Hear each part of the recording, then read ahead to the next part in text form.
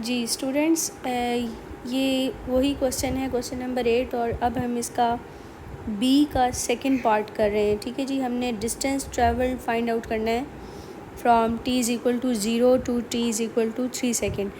अब देखें, आपके पास ग्राफ है, तो ग्राफ में तो आप चेक कर सकते हैं कि जो y एक्सिस है यानी डिस्प्लेसमेंट, वहाँ पे कोई वैल्यू मेंशन नहीं है। इसका मतलब है कि ग्राफ आपको इसके बारे में कोई इन्फॉर्मेशन नहीं दे सकता।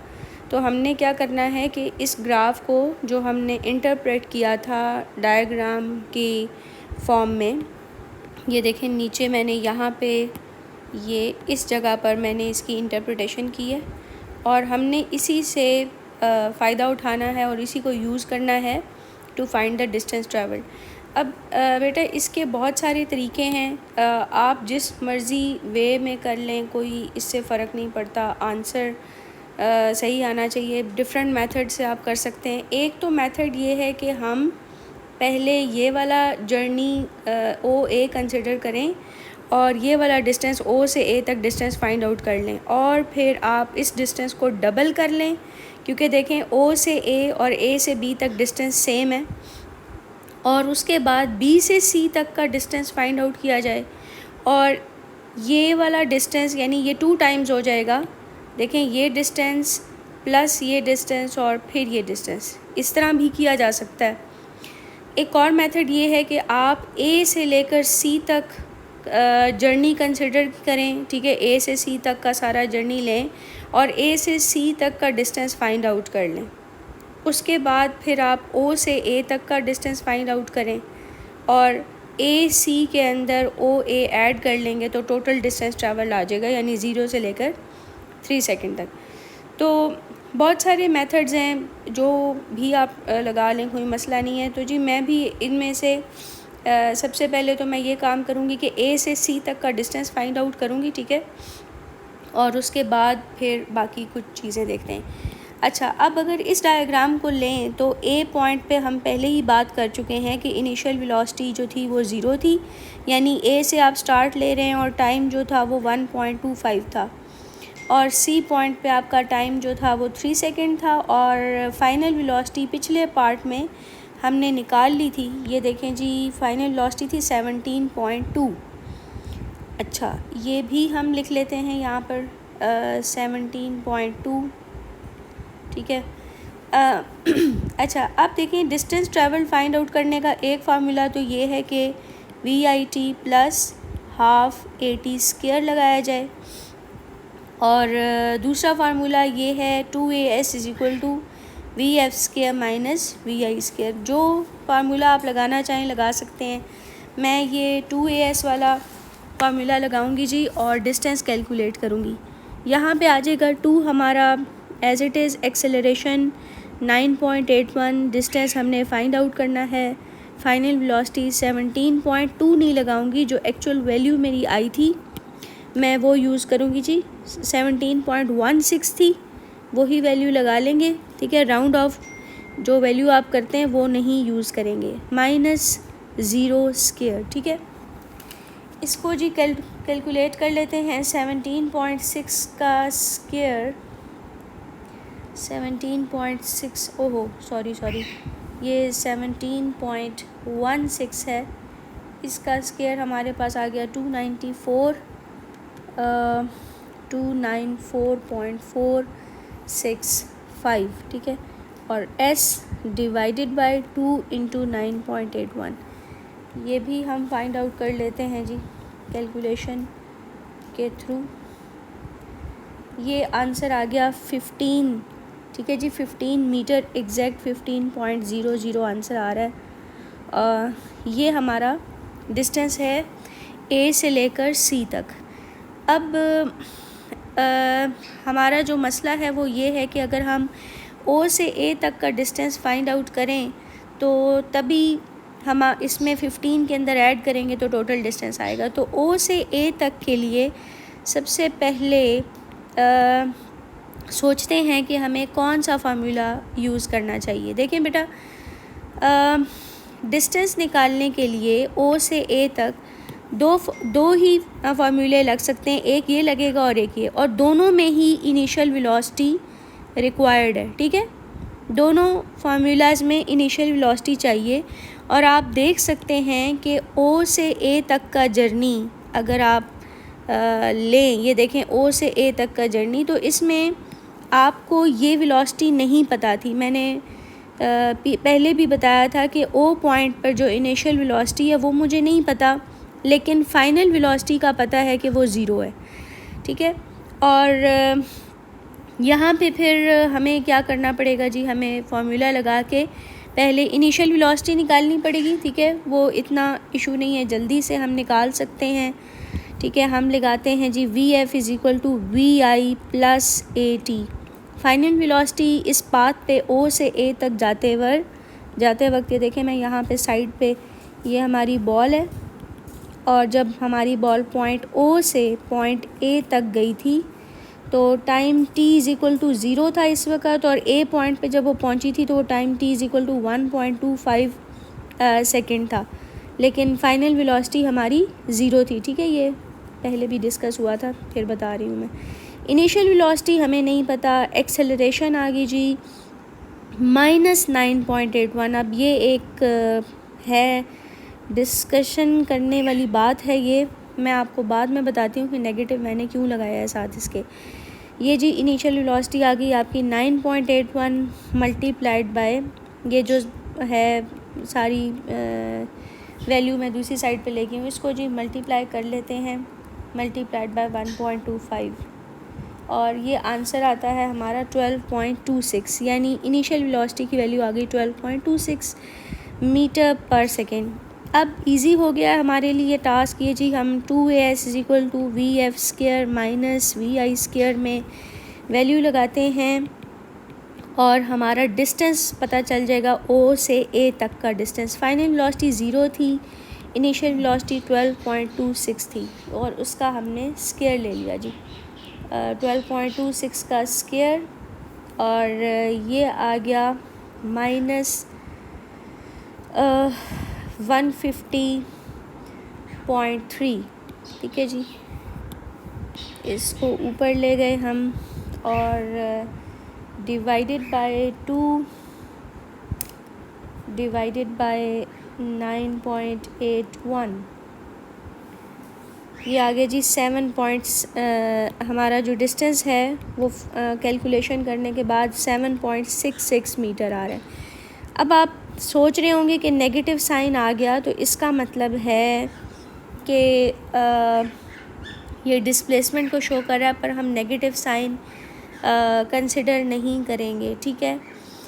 यानी कि इसने यहाँ पर रेफरेंस पॉइंट से ऊपर वाली वैल्यूज़ को नेगेटिव ले लिया है इसने, और नीचे वाले को अगर पॉजिटिव ले लिया है तो तब भी वो ठीक है, कोई यानी उसमें इशू नहीं है। एक और बात है, सॉरी, आई एम सॉरी, ये एक यहाँ पे मिस्टेक हुई है मेरे से। देखें यहाँ पे मैंने नेगेटिव साइन लगाना था, वो नहीं लगाया। अब मैं आपको बताती हूँ बेटा कि ये नेगेटिव साइन वाला क्या इशू है, बल्कि यहाँ पे नेगेटिव नहीं आएगा, आई एम सॉरी। वो असल में डिस्प्लेसमेंट तो नेगेटिव सिर्फ रेफरेंस पॉइंट से नीचे वाली ही होगी, और ये जो O से A तक का जर्नी था ये तो रेफरेंस पॉइंट से ऊपर वाला था, ठीक है। तो ये तो नेगेटिव होना नहीं चाहिए था, ये आना ही नहीं चाहिए था नेगेटिव। और ये देखें, आप नोटिस कर सकते हैं कि ये वाला नेगेटिव और ये वाला नेगेटिव कैंसिल आउट हो जाएंगे, और आपका जो डिस्टेंस है वो डिस्प्लेसमेंट भी आप ले सकते हैं, कोई मसला नहीं है, वो पॉजिटिव ही आ रहा है। अब सवाल ये उठ रहा है कि मैंने इधर भी नेगेटिव लगाया, आपने देखा होगा, इसके साथ भी नेगेटिव लगाया और इसके साथ भी नेगेटिव लगाया, तो ऐसा मैंने क्यों किया है? ओके, इस चीज़ को समझने के लिए बेटा मैं यहाँ पर आपको ये चीज़ एक्सप्लेन करती हूँ जी, कि अगर आप अर्थ को कंसिडर करें, ठीक है, एक ये अर्थ स्फीयर है, अंडरस्टूड है, ठीक है, ये अर्थ है, लेट्स से। आपको पता है कि अर्थ तमाम चीज़ों को अपनी तरफ अट्रैक्ट करती है, ऑल मैसेज जो हैं वो अट्रैक्ट होते हैं टूवर्ड्स द अर्थ, यानी कि ग्रेविटेशनल फोर्स ऑफ अट्रैक्शन जो है उसकी डायरेक्शन अर्थ की तरफ बनती है, ग्रेविटेशनल फोर्स, क्योंकि ये अट्रैक्टिव फोर्स है और अट्रैक्ट कर रही है, तो तमाम चीज़ें जो है उनके ऊपर जब फोर्स लगाई जा रही होगी तो वो टूवर्ड्स द अर्थ होगी, ठीक है। तो अब आपको ये भी पता है कि जो हमारा फार्मूला है F net is equal to M A, ठीक है। इसमें अगर मैं वेट यहाँ पे लगाऊँ, यानी वेट बेसिकली क्या है आपको पता है ना कि ग्रेविटेशनल फोर्स है, ठीक है जी। वेट हमारी ग्रेविटेशनल फोर्स है और is equal to mass into acceleration, और ये एक्सेलरेशन बेसिकली 9.81 ही होगी जब आप वेट की बात कर रहे हैं। एट द एंड ये यही निकलनी है। अच्छा, अब वेट जो है यहाँ से पता चलता है कि डाउनवर्ड डायरेक्शन बनती है उसकी, डाउनवर्ड यानी टूवर्ड्स द अर्थ, ठीक है, टूवर्ड्स अर्थ ये डायरेक्शन बनती है। अब अगर आप ओ से ए तक का जर्नी कंसिडर करें, जैसे आपने यहाँ से ये रेफरेंस पॉइंट था, यहाँ से बॉल ऊपर की तरफ फेंक दी थी, तो अब एक्सेलरेशन यानी कि जो 9.81 की बात, चाहे एक्सेलरेशन कहें चाहे डिसेलरेशन कहें, वो उसकी वैल्यू 9.81 बनती है। तो वो तो बाद में बात होगी, वो खुद ही अगर डिसेलरेशन हुई यानी कि वो आप वी एफ माइनस वी आई करते हैं ना बेटा, तो फाइनल वेलोसिटी ज़ीरो होगी, तो वो खुद ही उसकी वजह से एक नेगेटिव साइन आ जाता है, वो डिसेलरेशन को शो कर देता है, ठीक है। तो यहाँ पर हम इसकी बात नहीं कर रहे कि जी डिसेलरेशन की वजह से नेगेटिव आएगा या पॉजिटिव आएगा, हम इस वक्त उसकी डायरेक्शन को कंसिडर कर रहे हैं। ए यानी यहाँ पे जी बल्कि लिख देती हूँ मैं, जी की वैल्यू जो है वो 9.81 है, ठीक है, और वो हमेशा डाउनवर्ड होगी towards the centre of earth की तरफ होगी। ये इसलिए मैंने डाउनवर्ड एरो बनाया है, ये जी की डायरेक्शन है। और आपने बॉल ऊपर की तरफ फेंका है तो वेलोसिटी अपवर्ड है, ठीक है, वेलोसिटी आपकी अपवर्ड है इधर, ठीक है, और अपवर्ड डायरेक्शन आपने पॉजिटिव ले ली थी, ऐसे ही है ना, अपवर्ड डायरेक्शन आपने पॉजिटिव ली थी, और जी ऑलवेज नेगेटिव होगा, ऑलवेज नेगेटिव। रीज़न, क्योंकि जी तो चाहे जो मर्ज़ी जहाँ मर्ज़ी आप चले जाएं, ग्रेविटेशनल फोर्स तो हमेशा डाउनवर्ड ही होगी, वो तो कभी अपवर्ड नहीं ना हो सकती। ग्रेविटेशनल फोर्स अगर डाउनवर्ड है तो जी की वैल्यू 9.81 वो भी नेगेटिव ही होगी डायरेक्शन के पॉइंट ऑफ व्यू से, क्योंकि ये एक वेक्टर क्वांटिटी है। तो जब आप ओ से ए तक की बात कर रहे थे, यानी ओ से ए वाला जर्नी जब आपने लिया था, ओ से ए वाला जर्नी, देखें मैं इसको रेड कलर से मार्क करूँ, तो जब आपने formula V F is equal to V I plus A T में वैल्यूज़ लगाई, तो ये वाली वेलोसिटी और ये वाली वेलोसिटी ये दोनों आपकी पॉजिटिव थी। ये मैं डायरेक्शन के पॉइंट ऑफ व्यू से साइन बता रही हूँ आपको। और एक्सेलरेशन को नेगेटिव होना चाहिए, क्योंकि आप देख रहे हैं कि एक्सेलरेशन डाउनवर्ड बनती है, ठीक है जी। लेकिन अगर आप ए से सी तक का जर्नी कंसिडर करें, ए से सी पर जाएं, यानी ये पॉइंट ए है आपका और ये नीचे कहीं सी बन रहा था, और यहाँ पे अगर आप फार्मूला लगा लें V F is equal to V I plus A T, तो जनाब आपकी जो भी फाइनल वेलोसिटी है वो भी नेगेटिव होगी, ये वाली वेलोसिटी भी नेगेटिव होगी और ये भी नेगेटिव होगा, ठीक है, एक्सेलरेशन भी नेगेटिव होगी, सारी नेगेटिव हैं, क्योंकि जब आपकी बॉल नीचे की तरफ आ रही है तो तब इन दैट केस वेलोसिटी भी नेगेटिव है और एक्सेलरेशन तो है ही नेगेटिव, क्योंकि हमने पढ़ा है कि ये ग्रेविटेशनल फोर्स की डाउनवर्ड होने की वजह से एक्सेलरेशन भी नेगेटिव होती है, क्योंकि gravitational force and acceleration due to gravity are in the same direction, यानी अर्थ आपको नीचे की तरफ खींच रही है, तो जो ग्रेविटेशनल एक्सेलरेशन है वो उसकी जो डायरेक्शन है वो नीचे की तरफ बनती है, डाउनवर्ड बनती है। तो अगर आपने अपवर्ड पॉजिटिव लिया है तो एक्सेलरेशन नेगेटिव होगी। लेकिन जब आप जैसे अभी ए से सी तक के जर्नी की बात हो रही थी, यहाँ पे मैंने ए से सी तक के जर्नी को कंसिडर किया था, देखें इस पोर्शन की मैं बात कर रही हूँ, इस पोर्शन में तो ये सारे नेगेटिव थे।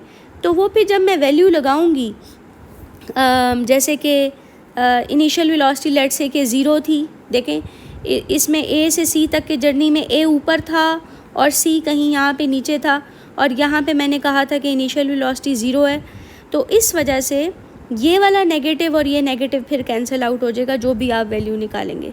तो आपने तमाम क्वेश्चंस में जिनमें ये 3 इक्वेशंस ऑफ मोशन यूज़ होती हों वहाँ पर वेलोसिटी और एक्सेलरेशन की डायरेक्शन का बहुत ध्यान रखना है, ठीक है, तभी आपके आंसर सही आएंगे, वरना प्रॉब्लम आएगी। तो आपने देख लेना है कि आपका मोशन अगर अपवर्ड है तो वेलोसिटी आपने क्या ली हुई है, पॉजिटिव है या जो अपनी मर्ज़ी से आप चूज़ कर रहे हैं उसको। अगर वेलोसिटी अपवर्ड पॉजिटिव है तो जी हमेशा नेगेटिव होगी क्योंकि वो डाउनवर्ड होती है। और अगर आपकी बॉल नीचे की तरफ आ रही हो तो इन दैट केस वेलोसिटी भी नेगेटिव है और एक्सेलरेशन भी नेगेटिव है, और मोस्टली जब आप उसको इक्वेशन में पुट करते हैं तो नेगेटिव साइन कैंसिल आउट हो जाता है, ठीक है जी। उसकी वैल्यू जो है वो फिर नेगेटिव साइन दोनों तरफ ख़त्म हो जाता है। तो ये थी जी एक्सप्लेनेशन इस बात की कि ये मैंने इस जगह पर नेगेटिव साइन दो जगहों पे ये मैंने जो चूज़ किया था वो इसकी क्या रीज़न थी। एनी हाउ हमारा जो मेन इशू था वो तो ये था कि हमने टोटल डिस्टेंस निकालना था और वो हमने आसानी से निकाल लिया। देखें जी यहाँ पे हमारा डिस्टेंस आया था 7.66 और ये ए से सी वाला डिस्टेंस आया था 15। तो टोटल डिस्टेंस आपने कैसे लेना होगा, टोटल डिस्टेंस हमारा आ जाएगा 15 प्लस 7.66, ये राउंड अबाउट 22.66 मीटर बनेगा, जिसको आप अगर राउंड ऑफ करेंगे तो 22.7 आंसर आ गया, ठीक है। और बाकी फिर दोबारा नेक्स्ट पार्ट में मैं आपको बताती हूँ जी, ठीक है। एक सेकेंड।